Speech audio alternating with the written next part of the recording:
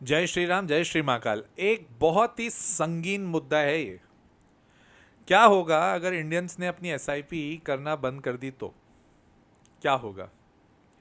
ये एक ऐसी चीज़ है जो हमें रियलाइज करनी चाहिए कि हम लोग क्या करते हैं ना, हम लोग सिर्फ एक ही चीज़ समझते हैं कि मार्केट बढ़ रहा है, बढ़ने दो, बढ़ रहा है, बढ़ने दो।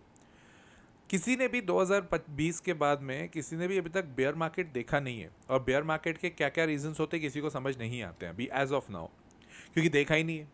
जब देखते हैं तो रियलाइज़ होता है, जब हो जाता है फिर रियलाइज़ होता है, फिर उसके बाद में हम अपने बोलते हैं कि चलो ठीक है, अब समझ चुके हैं, अगली बार ऐसा नहीं होना चाहिए। क्या होगा अगर हम लोग एसआईपी अपनी करना बंद कर दें तो चलो कुछ है ना, बहुत ही दिलचस्प बातें मैं आपको इसमें बताता हूँ, जो कि आपकी कहीं ना कहीं आंखें ज़रूर खोलेगी। और आंखें खोलने के बाद में डिटेल भी आपको समझाएगी कि हाँ, हमें किस तरह से इसको देखना चाहिए। ठीक है। सबसे पहली चीज़, इंडिया को बचाए रखा है हम लोगों की एसआईपी ने। इंडियन मार्केट को बचाए रखा है। कैसे बचाए रखा है मैं आपको बताता हूँ। At the end market is a game of buyer and seller. ठीक है। अब अगर सपोज बायर ज्यादा होंगे किसी भी चीज के, या मार्केट के, या निफ्टी के, बैंक निफ्टी के, वॉट एवर, बायर ज्यादा होंगे मतलब उसकी डिमांड ज्यादा है। डिमांड ज्यादा है तो सेलर क्या करेगा, अपने प्राइस धीरे धीरे बढ़ाएगा, जिसके कारण प्राइस बढ़ती है। ये तो सिंपल सा रूल है इकोनॉमिक्स का, कि डिमांड बढ़ती है तो प्राइस बढ़ेगी बढ़ेगी भाई। ये नॉर्मल रूल है।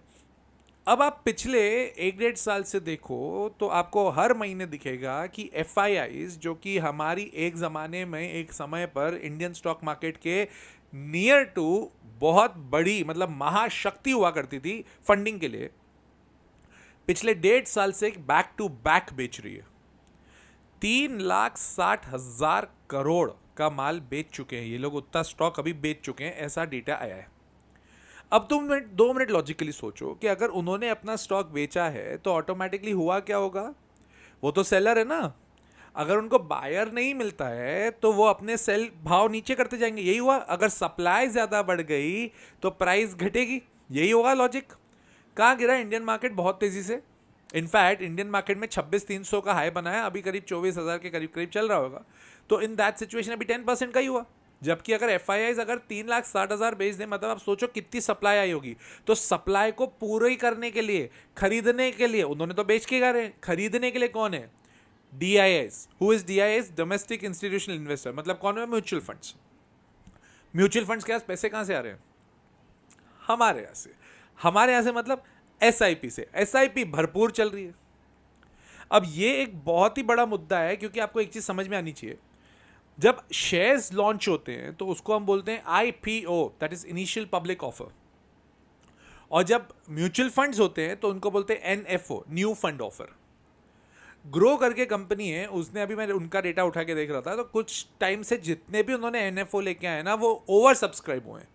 मतलब लोग आईपीओ में तो पैसे डाल ही रहे हैं।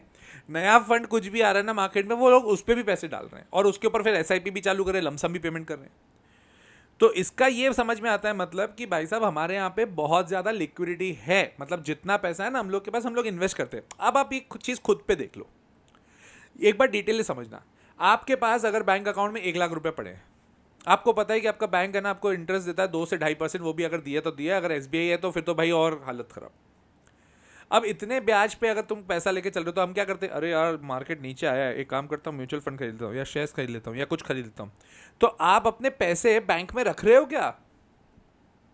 एक जमाना हुआ करता था, अपने जो दादा लोग थे वो लोग बोलते थे बैंक में पैसा जमा करके रख, सेविंग वो पोस्ट ऑफिस की सेविंग डिपॉजिट में पैसे रख, उधर ब्याज आता है, अच्छे ब्याज आता है। पहले बोलते थे एफडी। कौन कर रहा है एफडी? लोग करते होंगे, मैं ऐसा नहीं कह रहा हूँ कि नहीं करते होंगे, बट कम करते हैं ना लोग। लोग क्या रिस्क लेना चाहते हैं? कहाँ डाल देते हैं? म्यूचुअल फंड्स में डाल देते हैं।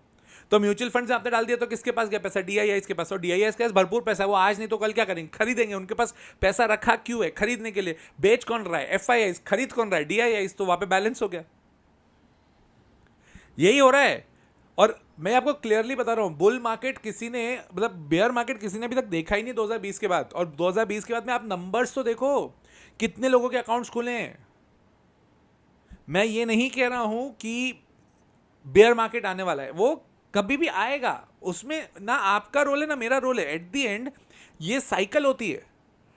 बुल मार्केट है तो बेयर मार्केट आएगा। प्रेमानंद जी कहते हैं ना, जिस दिन अगर रात आई है तो सुबह आएगा, और सुबह हुई है तो रात आने के लिए तैयार रखिएगा।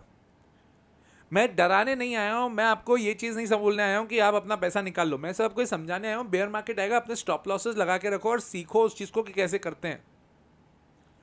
तो ये सब चीज़ें जानना ज़रूरी है। और अभी बेयर मार्केट आया इसीलिए नहीं है क्योंकि अभी हमारी महाशक्ति काम कर रही है, वो है डीआईआईज, क्योंकि डीआईआईज के पास पैसा कहाँ से आ रहा है, हम दे रहे हैं। हम कैसे दे रहे हैं? एसआईपी के थ्रू। क्या मैं ऐसा बोल सकता हूँ इंडियन मार्केट बहुत जगह टिका हुआ है रिटेल इन्वेस्टर्स पे? बिल्कुल सही सोच रहे हो, बिल्कुल सही सोच रहे हो। तो सर वो तो टिका ही रहेगा, वो कहाँ ही बेचेंगे? तो नहीं बेचेंगे ना, इसलिए तो अपना मार्केट एकदम नीचे नहीं आ रहा। आप एक बात सोचो, वॉर हो गया ईरान और यूएस का, इतना धमाकेदार वॉर, क्रूड की हालत ने पूरी टाइट कर दी हर चीज ने। इंडिया ने अभी तक पेट्रोल के भाव नहीं बढ़ाए, that is good sign from the government, but the point is आज नहीं तो कल इंपैक्ट पड़ेगा। तो जब इंपैक्ट पड़ेगा तो उसके लिए तैयार रहिएगा। जितना इन्होंने अभी माल बेचा है, अभी मैं थोड़ा सा आपको डेटा बताता हूँ, 3,20,000 करोड़ का इन्होंने स्टॉक बेचा है एफआईआईज ने, कंटिन्यूसली वो सेलिंग कर रहे हैं। ठीक है, एसआईपी बात कर रहा हूं मैं आपको, ऑन एन एवरेज पिछले 12 महीने में एसआईपी चली है 30,000 करोड़ की ऑन एन एवरेज, मतलब 3,60,000 करोड़ तो एसआईपी गई है।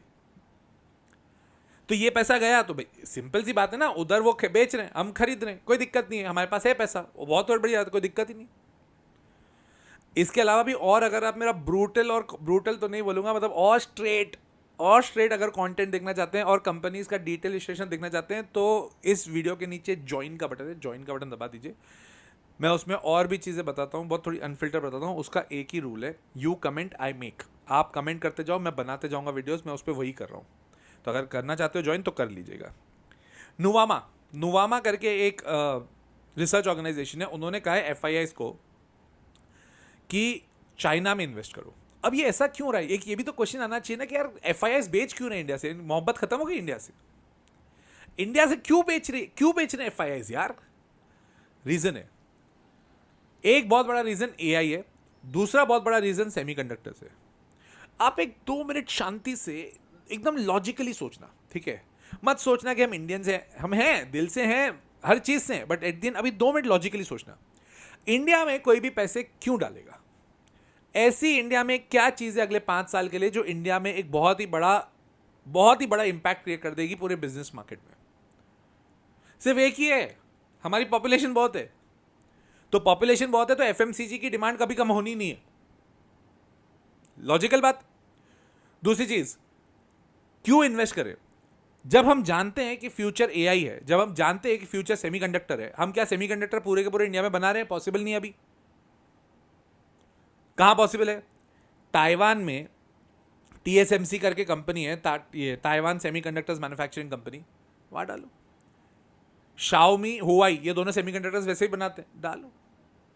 अगर मैं इंडिया का नहीं हूं, मैं एफआईआईज हूं, तो मैं तो ये सोचूंगा ना, इंडिया में इतना मेरे को पैसा नहीं मिल रहा तो मैं उधर डाल देता हूं। एफआईआईज किसी के भी सगे नहीं होते हैं बॉस, वो सिर्फ एक ही चीज के सगे होते हैं, वो है पैसा। अब लॉजिकली इस बात को भी समझ लो। आपको लग रहा होगा सर एआई के चक्कर में अभी अमेरिका में वो लोग इन्वेस्ट करें क्योंकि अमेरिका का मार्केट लाइफ हाई पे है। बिल्कुल बात सही है, कोई डाउट ही नहीं है। वहां से भी निकलेंगे कैसे? वहां पे उनके ट्रेजरी बॉन्ड्स में जब वो पैसे डालते हैं तो ट्रेजरी बॉन्ड्स पे मिलता है ब्याज। अभी ब्याज अच्छा मिल रहा है। जैसे ही वहां पे अमेरिका की आरबीआई मतलब फेडरल रिजर्व ने जैसे ही ब्याज दरें कम करी तो ट्रेजरी बॉन्ड्स के जो रेट है इंटरेस्ट है वो कम होगा। तो फिर उनको लगेगा गोल्ड और सिल्वर प्यारा। आई होप समझ चुके हो तुम पूरा कनेक्शन। अगर नहीं तो एक बार पीछे वापस जाना 15-20 सेकंड और फिर वापस सुनना, ये बहुत इंपॉर्टेंट कनेक्शन है। तो एफआईआईज तो बेच रहे, कोई डाउट नहीं है। नेक्स्ट बिग थिंग क्या है? सेमीकंडक्टर्स। जर्मनी में पैसा क्यों डाल रहे हैं? क्योंकि जर्मनी सेमीकंडक्टर को बनाने के लिए जो गैस चाहिए वो जर्मनी से आती है, वो सबसे स्ट्रांग उस चीज में, मतलब इन द सेंस कि जहां पर भी सेमीकंडक्टर का गणित है, जहां पर भी एआई का सेटअप है, वो लोग वहां पे पैसा डालेंगे क्योंकि 5 साल के बाद वही एक अच्छा लॉजिक दिखता है, वहां पे अच्छा सेटअप दिखता है। मेरे को तो इनफैक्ट अब ये भी डर लगता है कि अब ताइवान में, क्योंकि ताइवान इंडिपेंडेंट कंट्री है, ना चाइना का है ना यूएस का, राइट? तो अब अगर चाइना अपनी नजर बनाए रखा है ताइवान पे, तो आज नहीं तो कल वो अपनी नजर गड़ाएगा उस पर। और ईरान से जो वॉर अभी कंप्लीट हुआ यूएस का, आपने एक चीज नोट करिएगा, 3 वॉरशिप्स ताइवान तरफ क्यों गए? ताइवान को बचाने। क्यों बचा रहे हो ताइवान को? क्या दिक्कत है अमेरिका को? सेमीकंडक्टर बॉस, समझो इस बात को डिटेल में। हाँ, और अगर इतना कुछ आपको डिटेल में सीखना है ना, तो आपको पता है मेरा कोर्स है द लॉजिकल इन्वेस्टर, ठीक है, जिसकी मे वाली बैच तो कंप्लीट हो गई है, क्योंकि उसमें पूरे जो नंबर ऑफ स्टूडेंट्स मैं लेता हूँ वो कंप्लीट हो गए। अब जून के लिए रजिस्ट्रेशन चालू है, 15 जून से नई बैच चालू होगी, उसको देख लीजिएगा। स्क्रीन पर नंबर है, तो इसको आप देख भी लेना कि किस तरह से आपको ज्वाइन करना है। कॉल कर दीजिएगा, व्हाट्सएप कर दीजिएगा। एक और है ना, बहुत ज़बरदस्त चीज़ है। मैंने पिछले साल एक वीडियो देखा था, बीएससी के जो चेयरमैन है, अपने बॉम्बे स्टॉक एक्सचेंज के चेयरमैन है, उन्होंने कहा था इंडिया के पास इतना पैसा आ चुका है ना एसआईपी के नाम पे, तो म्यूचुअल फंड्स के पास पैसे खत्म ही नहीं होने। मतलब हमारे पास लिक्विडिटी का इशू नहीं है स्टॉक मार्केट की, अगर मैं बात करूं तो, ठीक है। बट ये ध्यान रखना, आपको अपने लिए जो सिलेक्शन करने हैं ना सेक्टर्स के, वो बहुत प्रोमिनेंट होने चाहिए। डिफेंस सिलेक्ट करो, सेमीकंडक्टर सिलेक्ट करो। सेमीकंडक्टर में प्राइमरली एक ही कंपनी ढंग का काम कर रही है, वो है सीजी पावर। उसके अलावा you can definitely go for renewable energy, FMCG. ये मेरे फेवरेट सेक्टर्स हैं। आपके कौन से हैं कमेंट करके बताना, शेयर करना अपने दोस्तों के साथ, और समझाना कि कभी भी हम एसआईपी कम किए ना तो मार्केट हम पे डिपेंडेंट है, ध्यान रखिएगा। मिलता हूँ मैं अगले वीडियो में। टिल देन, जय श्री राम, जय श्री महाकाल।